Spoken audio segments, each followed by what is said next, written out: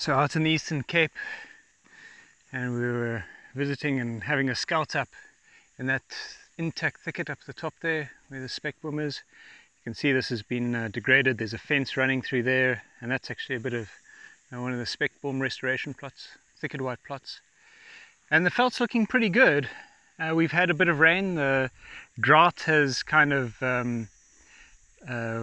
the drought has broken somewhat. We've really been suffering since the last 5 years. We've had a drought, and we've had rains, fairly good rains in the last few months, and hopefully that's the end of the drought. But when one cycle ends, another one begins. And here we have a locust outbreak. These are the flightless early instars, the early stages. These are in the family Pergamorphidae. I'm not quite sure of the species. Be able to get it a bit later. But just check out how they are just using their numbers to stay, to kind of stay safe and stay together. And they're quite good at avoiding us. When we arrived here, there were a couple of eagles that were on the ground eating them. Looked like maybe Warburg's eagles. I'm not too great on my birds.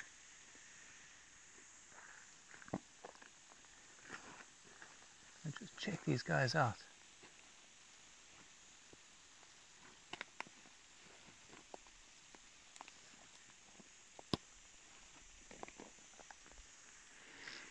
Crazy, yeah. Look at them on those stems there. So, while the poor plants are trying to recover from this drought, and you can see this acacia didn't make it through the drought, it's died. Then we've got this outbreak.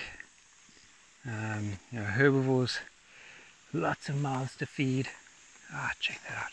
You can actually hear them. They're all rustling and jumping.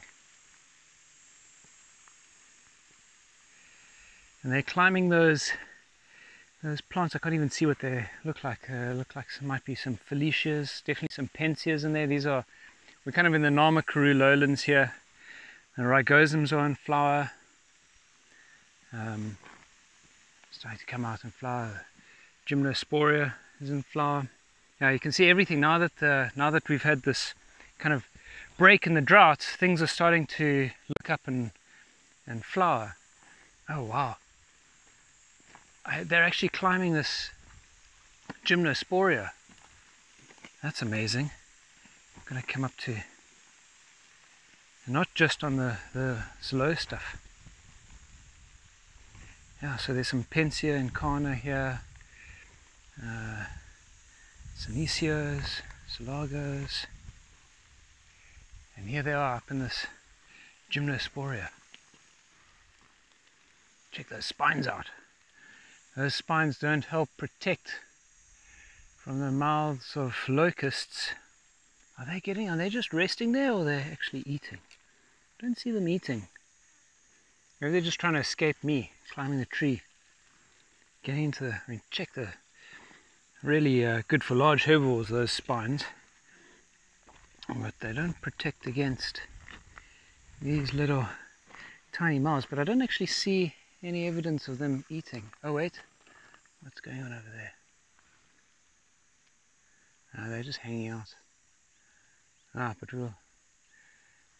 I think I've stressed the locusts out there. Kind of like not really in an eating mood. But you can just see how they've just turned these plants orange. Green plants under there.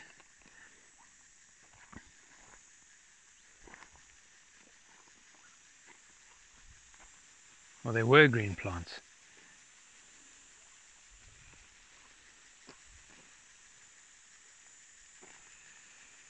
So these outbreaks have been happening across the Karoo in the Eastern Cape.